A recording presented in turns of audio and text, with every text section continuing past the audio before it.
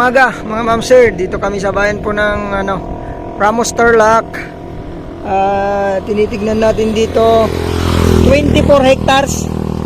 24 hectares, napakaluwang po ng property na to. Mula dun sa may pader na yon, ito frontage na niya hanggang dun sa may acacia.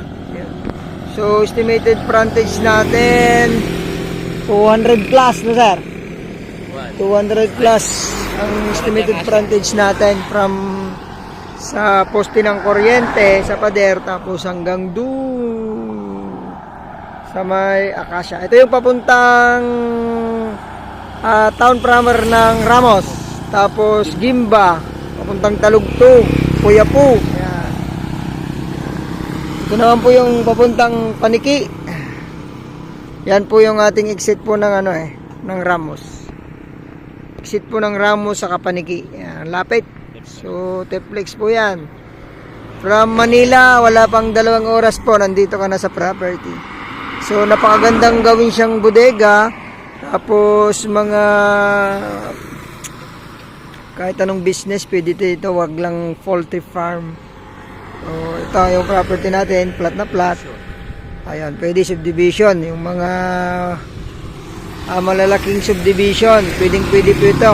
Lalo na't dyan sa Manila paubos na at madaming nababaha. Dito po sa amin hindi po nababaha.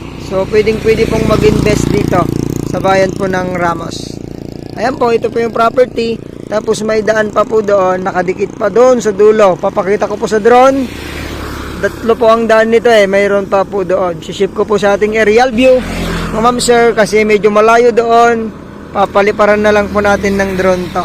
8 titled property, buhay po ang nakapangalan. So wala po tayong extrajudicial. Updated din daw po ang tax nito. Tapos ayun, ngayon may tanim po silang mga gulay, palay, yan, tinatamnan ngayon. So pwede siya sa commercial, pwede din siya sa subdivision. Ayan, so sa mga naghahanap po ng medyo malawang 24 hectares dito po sa bayan ng Tarlac, Ramos Tarlac, 24 hectares, 1.2 per square meter po niya. So tawagan niyo po ako at tayo po ay makipag-usap sa seller, negotiate natin to, makasakaling magkasundo po kayo. Ayun po, maraming salamat. Sana ho magustuhan niyo ito. God bless po sa ating lahat.